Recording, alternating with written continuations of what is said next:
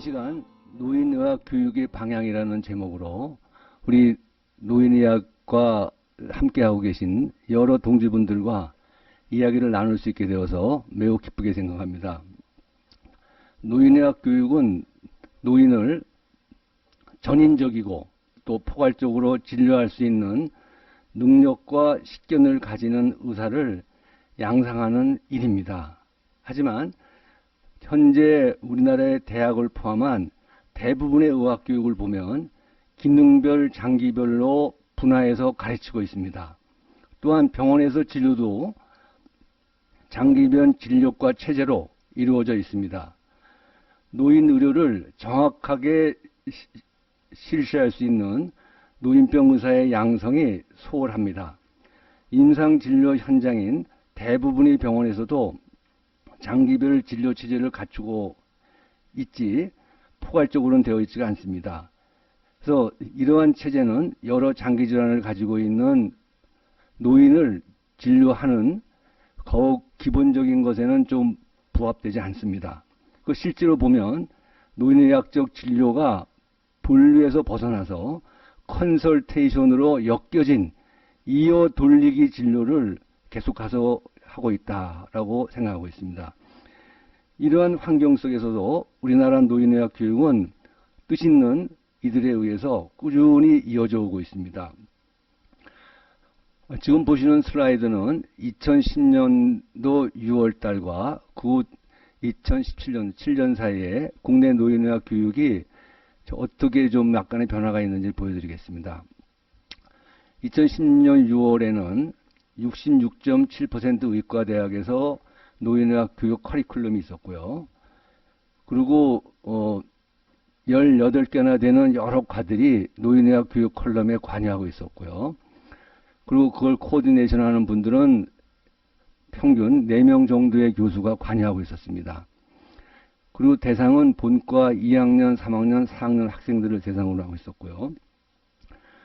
그 커리큘럼의 한 총 시간은 12시간 정도가 평균이었고, 그리고 다른 강좌에 끼어서 시행되고 있었고, 내용은 형형색색이었고, 방법 또한 형형색색의 방법으로 이루어졌습니다. 2017년도에 보면 53.6%의 의대에서 노인의학 교육이 시행되고 있습니다. 단순 숫자로 보면 줄어들었습니다만 그 외에 여러 과에 흩어져 가지고 여러 분야에 흩어져서 시행되고 있는 것까지는 파악되지 않았기 때문에 이 숫자만을 보고 그저 줄었다라고 얘기하기는 어렵습니다. 의대 졸업 후에 노인의학 교육에 대해서는 우리 학회든 어디든 정식으로 연구조사한 바가 없습니다.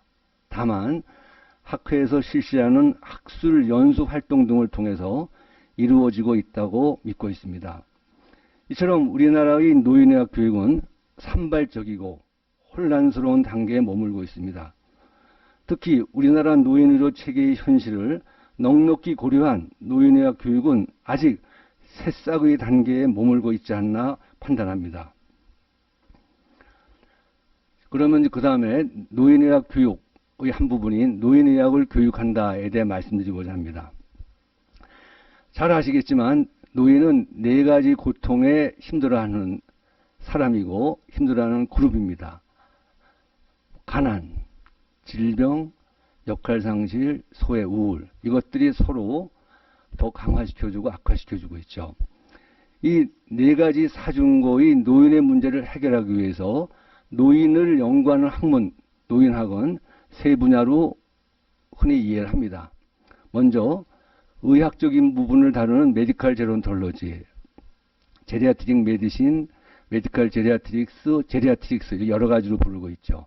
두 번째로 생물학적인 기본 노화를 연구하는 바이올로지컬한 제론톨로지, 생물학적 노인학.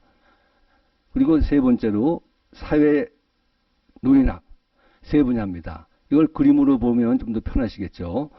이처럼 노인에 관한 학문은 사중고를 타겟으로 그걸 해결하기 위해서 의학과 생물학과 사회학이 함께 하고 있습니다. 노인의학이 따로 노인을 보는 모든 것을 감당할 수 있는 방법은 없고 사회학이 노인을 전부 감당할 수는 없습니다. 이제 노인의학이라고 하는 제리아트릭스라는 말을 조어하신 네쇼 박사가 처음에 1909년도에 두 단어를 합성해서 만들었다는 걸 한번 상기해 보고자 합니다. 노인을 의미하는 게라스와 의료를 의미하는 이아트리코스의 합성어가 제리아트릭스입니다. 자, 이쯤에서 유명하신 라이첼 교수의 Care of the Elder이라고 하는 그 책의 서문을 잠깐 소개할까 합니다. 이 책에 보면은 부제가 그림 밑에 있는데 그것을 제목으로 이렇게 뽑았습니다. Clinical Aspects of Aging. 늙음의 임상적 측면이라고 이렇게 되어 있습니다. 부제가.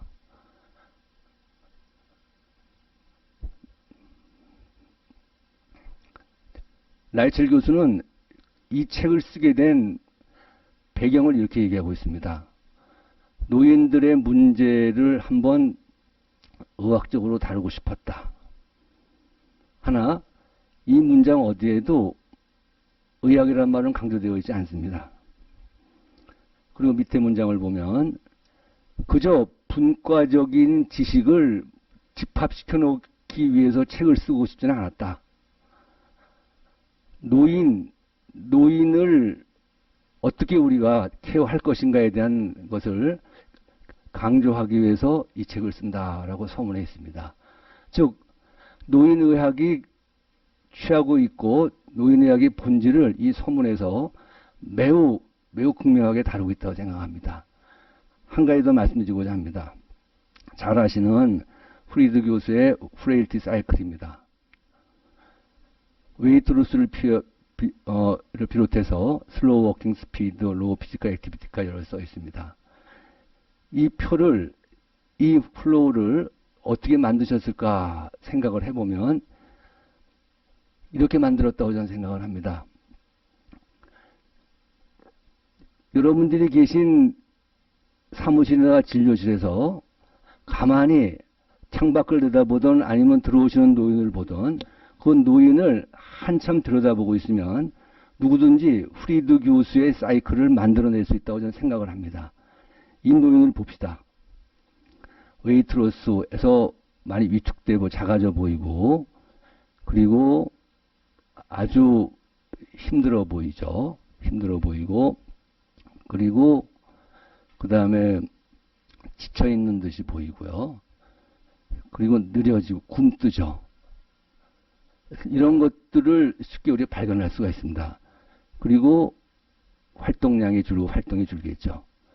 이 5가지의 이 노인이 드러내고 있는 표현을 알 수가 있습니다. 이 표현들을 묶어서 이처럼 플로우의 하나의 그림을 만들어낸 것이 프리드 교수의 노쇠 사이클이라고 저는 생각을 하고 있습니다.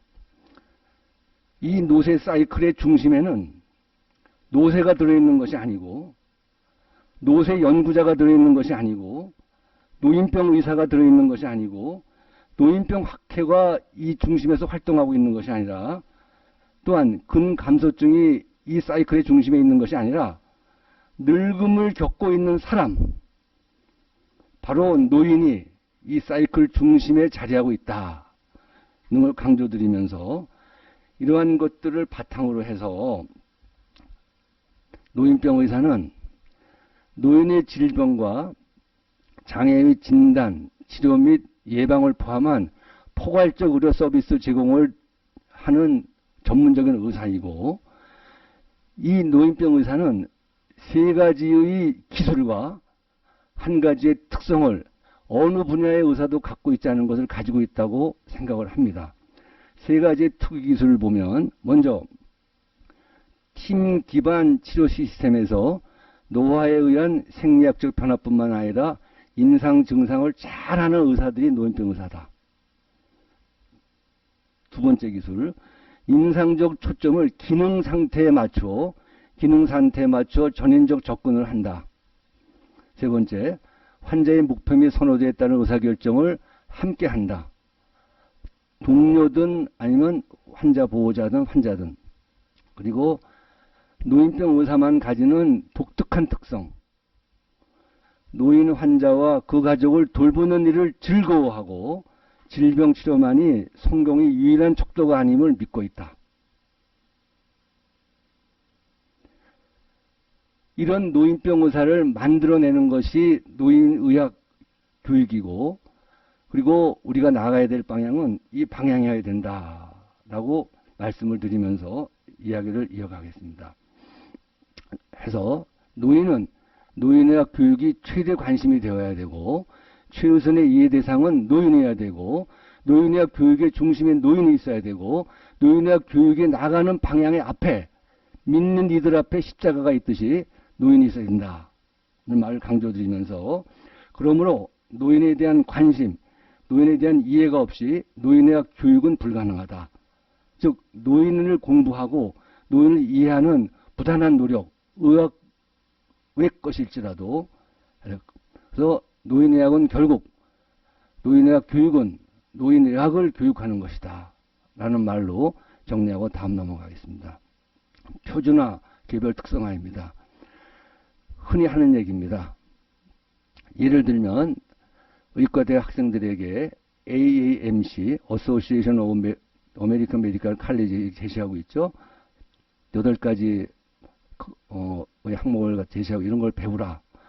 그래서 1번 메디키 약물에 관한 거, 2번 인지와 행동, 3번째 셀프 케어, 폴, 밸런스 게이트, 에이티피컬 프레젠테이션, 팰리에이티브 케어, 하스피털 케어, 그리고 헬스케어 플래닝과 프로모션에 대해서 의과 대학생 시절부터 가르쳐야 된다. 가르쳐야 된다. 라고 얘기를 합니다. 그러나 이런 것과 함께 특성화된, 즉 노인 환자가 있는 시간과 장소와 환경에 따라서 개별화된 것이 필요하다.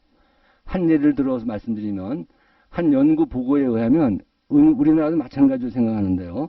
응급의학 의사분들이 노인의학 교육을 충분히 받지 않았고, 특히 노쇠와 노인 증후군에 대해서는 별도의 노인 환자 응급치료 지침이 미비하다고 합니다. 그래서 이러한 상황에 대처하기 위해서 응급의사를 위한 노인의학 교육을 실시 연구 보고한 네덜란드 한 대학의 논문은 매우 눈길을 끕니다. 제목에 보시다시피 응급의사들을 위한 노인의학 교육 프로그램. 이 프로그램은 시절의 상황에 맞게끔 온라인으로 이루어지고 있습니다. 6주간으로 이루어지는데 한 모듈이 1.5 내지 2시간. 그래서 모듈 1 노쇠 노인. 여기 보시면 아시지만 프레일리티라고 되어 있지 않습니다. 프레일리티와 프레일한 노인에 관한, 그래서 반드시 노인을 집어넣는 것이 저는 매우 인상적이고 매우 우리의 방향성을 한 번 더 되짚어주는 것이 아닌가 생각됩니다. 모듈 2번 선망, 인지, 3번째로 기능, 저하, 4번째 폴리파마시, 5번 공유 결정. 이거는 뭐냐면 노인병 의사인 당신 혼자 결정하지 말고 여러 선생님들과 의논하고 여러 분야와 의논하고 환자 보호자와 의논한 쉐어드 디시전을 하라고 하는 걸 따로 2시간에 걸쳐서 강의하고 있다는 것이 매우, 특히 그 바쁜 응급의사에 대해 이렇게 이런 교육을 시킨다는 것이 무엇을 말해주고 있는가는 쉽게 전달될 거로 봅니다. 그리고 시험 보고 정리합니다.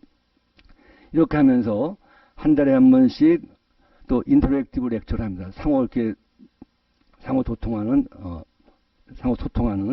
또 2시간 정도를 해서 먼저 그 경험 있는 그 노인병 의사들을 모시고선 의견도 서로 나누고, 3번째로 자주 발생하는 노인 증후군에다가 초점 맞춰서 얘기하고, 그리고 입원 전에 노인 케어를 어떻게 오거나이제이션 하는 것이 실제 경험상 어떠냐 등등을 이야기 나누고, 그리고 또 그와 동시에 리얼 스토리, 실제 케이스를, 즉 폴을 포함한 실제 케이스를 가지고 얘기한다. 이것이 응급실에 근무하는 노인병 의사들이 아닙니다. 응급실에 근무하는 의사들. 물론 노인병 의사가 응급의학을 배워서 근무한다면 더 좋겠지만, 그렇지 않을지라도 응급의사들에게 이런 교육 프로그램을 해야만 된다고 하는 것이 이미 연구되고 실시되고 있다는 걸 함께 생각해 봅니다. 자, 그러나 아울러서 고령 사회의 가장 큰 문제는 개호가 필요한 고령자의 급증입니다. 이는 노인의학만이 감당할 수 있는 의료 문제이며 동시에 복지 문제입니다. 재택 케어와 시설 케어는 노인 의료의 최대 관심사이며 노인의학 교육에서 복지를 포함한 사회적 측면에 대한 교육도 반드시 필요합니다. 따라서 노인병원, 치매병동, 노인보건시설 및 요양원, 가정간호센터 등등 치매센터 등등 노인복지시설에서의 교육 시스템 속에 노인의학 교육 과정이 필수 과목이 되도록 해야 되고 최소한도 우리 학회가 이 액션을 취해야 된다고 봅니다. 노인의학이 1차 진료인지 노인의학이 전문 진료인지 분야인지를 논하는 일은 의미가 없습니다. 이 얘기는 제 얘기만이 아닙니다. 유수한 논문에 실려있는 외국 학자들의 의견도 같습니다. 오히려 노인의학은 넘어서는 의학이고 노인의학 교육은 넘어서는 의학 교육이 되어야 됩니다. 메타 디스플레이입니다. 넘어서는 분야임을 깨우치는 것이 더욱 가치가 있습니다. 즉 모든 다른 분야를 넘어서서 노인의학적 지식과 경험을 쌓고 익히고 제공하는 분야가 노인의학이고 노인의학이어야 합니다. 따라서 노인 환자를 직접 진료하는 노인의학 의사의 교육뿐만 아니라 어쩌면 이보다 더 비중을 줘야 될지 모르겠는데요. 노인 환자를 진료하는 모든 의사가 노인의학적 원칙에 충실함에 따라서 하고 노인병 진료를 능숙하게 할 수 있도록 교육하는데 그 방향을 아무리 멀리 아슴하게 보일지라도 방향을 잡아야 된다라고 생각을 합니다. 노인의학 교육의 한 방향으로 소규모 엘리트 트레이닝에 대해서 얘기하는 학자들의 의견을 한번 공유하고자 합니다. 주류냐 멸종이냐, 노인의학은 메인스트림으로 남을 것이냐, 노인의학은 익스팅션 할 것이냐 라고 하는 미국의 티네티 교수의 연설문을 리뷰식으로 또 학술지에 실어놓은 것을 제가 깊이 접하게 됐습니다. 노인병학을 두 가지로 구분했습니다. 스몰 G로 시작하는 제리아트릭스, 저는 작은 노인병학으로 번역했습니다. 큰 대문자로 시작하는 제리아트릭스, 좀 발음을 세게 했습니다. 큰 노인병학. 작은 노인병학은 정말 잘해가지고 헬스케어 델리버리라든지 펄슨 오리엔티드 리서치라든지 메디컬 에듀케이션이라든지 헬스 폴리시 등에서는 열심히 연구하고 발표하고 서로 정보를 교환해서 왔고, 대문자 제리아틱스는 새로운 펠로우들을 뽑고 노인의학을 하겠다는 친구들을 모으는 것이죠. 그리고 널리 이해시키는 사회에, 정부에, 또 다른 분야에 이런 것들을 위해서 스트러글이라는 말 썼더군요. 투쟁해왔다. 그러나 작은 제리아틱스의 역할과 노력은 성공적이어서 분명히 메인스트림을 이루고 있다. 그러나 대문자 제리아트릭스는 실패해서 소멸되어 갈 지경이다. 그래서 이런 문장을 적어놨습니다. 노인의학의 학문적인, 의학적인 것에 있어서는 어느 학문, 어느 다른 분야도 따라올 수 없을 만큼 앞서가고 있고 주도하고 있다. 즉, 예를 들면 우리 노인병학회에서 만든 가이드라인이나 노인병학회의 오피니언, 노인병학회 스테이트먼트를 다른 학회들이 인용하고 원용합니다. 하나, 노인병 의사들은 그 스트림에 함께 같이 있는가라고 하는 질문을 던집니다. 자, 좀 이어가겠습니다. 실제로 되돌아보면 우리 학회에서도 스몰 G 제리아트릭스는 많은 일을 했습니다. 여기 윤정률 교수 자장님도 계시고 마침 원장원 이사님도 계십니다만 국내적으로 나가서 세계적으로 글로벌하게 정말 자랑스럽게 하고 있습니다. CGA 우리 거 만들었죠. 그리고 디멘시아, 폴, 프레일티, 살코피니아, 딜리룸, 인콘티넨스, 이거나 낯선 단어가 있습니까? 전부 우리가 주도하고 있습니다. 그리고 또한 제리아틱 케어 모델, 롱텀 케어 시스템, 이것은 우리 특히 윤 교수님 경우는 핵심적으로 국가의 정책을 주도하고 있지 않습니까? 하고 있습니다. 하나, 큰 글자, 대문자 제리아트릭스를 포함한 노인의학이 메인스트림이냐 익스팅션을 갈 것인가라고 하는 것을 이렇게 풀어 말씀드리면, 주류로 남을 것인가 아니면 사라질 것인가, 이 문항은 지금 말씀드리고 있는 티네티 교수의 논문 제목입니다. 미국 내 노인의학 지원자의 감소를 이 교수는 논의하면서 이런 말을 합니다. 노인의학의 연구와 임상 기반은 나름대로 성장 발전했으나 노인 진료의 기반이 되는 지식과 경험이 확산에는 실패하였고 그 결과 지원자 수가 줄고 있다. 2016년에 쓴 페이퍼입니다. 더 심해졌는지 어떤지는 뭐 제가 확인 안 해봤습니다만,